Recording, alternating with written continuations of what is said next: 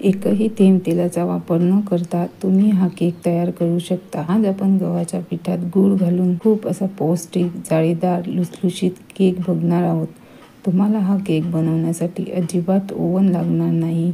Normally कढईमध्ये हा cake तयार होतो। शिवाय हा केक खूप झटपट होतो, चविष्ट लागतो आणि जाळीदार तयार होतो। विशेष म्हणजे हा केक बिना अंड्याचा असल्यामुळे सर्वांना चालू शकतो। चला तर मग रेसिपीला सुरुवात करूया। सर्वप्रथम गॅसवर एक पॅन घ्यायचा आहे। त्यात 1 वाटी गूळ घ्या। तर सर्व साहित्य एकाच वाटीने मोजून घ्यायचं आहे। जितकं गूळ घेतला आहे त्याच्या अर्धा पाणी घ्यायचं आहे। म्हणजे 1 वाटी गूळ असेल तर अर्धा वाटी पाणी घ्यायचं आहे।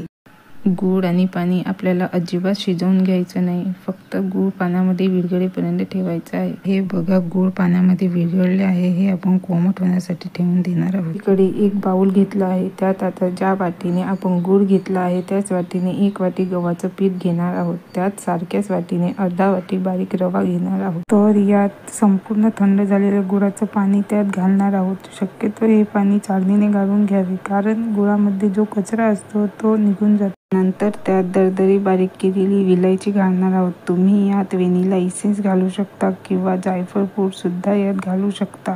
नंतर हे मिश्रण छान मिक्स केल्यानंतर जर हे घट्ट झालं तर त्यात थोडं थोडं दूध घालणार आहोत। यात आपल्याला एकूण अर्धा वाटी दूध लागलेलं आहे। यात रवा घातल्यामुळे रव्याला फुलण्यासाठी आपण 5 मिनिटं हे मिश्रण झाकून ठेवणार आहोत। दुसरीकडे गॅसवर कढई प्रीहीट होण्यासाठी ठेवून देणार आहोत। 5 मिनिटांनंतर हे मिश्रण आणखी घट्ट होईल। त्यात आपल्याला अर्धा वाटी दूध घालणार आहोत। म्हणजे आपल्याला यात एकूण 1 वाटी दूध लागलेलं आहे।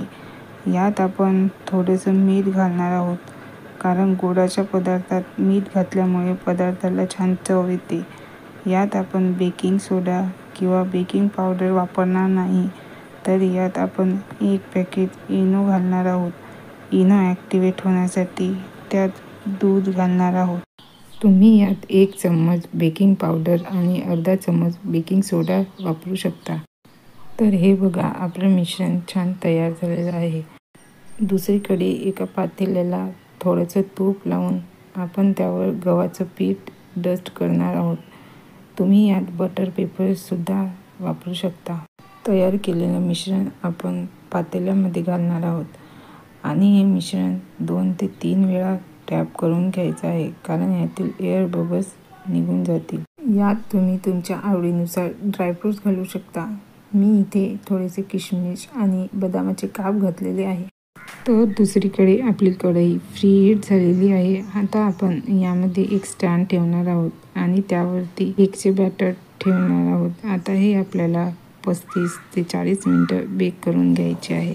तर बघा, 40 मिनिटांनंतर आपण केक चेक करून बघणार आहोत। यामध्ये एखादी सुरी किंवा तुम्ही टूथपिक घालून चेक करू शकता। तर बघा, सुरी एकदम क्लीन निघाली आहे, म्हणजे आपला केक एकदम बेक झालेला आहे। केक संपूर्ण थंड झाल्यावरच आपल्याला दुसऱ्या प्लेटामध्ये पालतं करून घ्यायचं आहे। तर हा बघा, आपला केक एकदम परफेक्ट तयार झालेला आहे।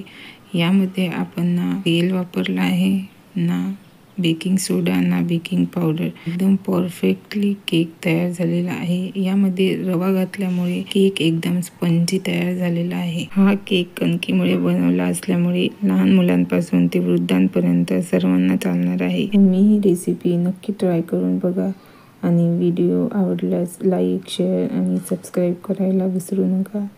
धन्यवाद।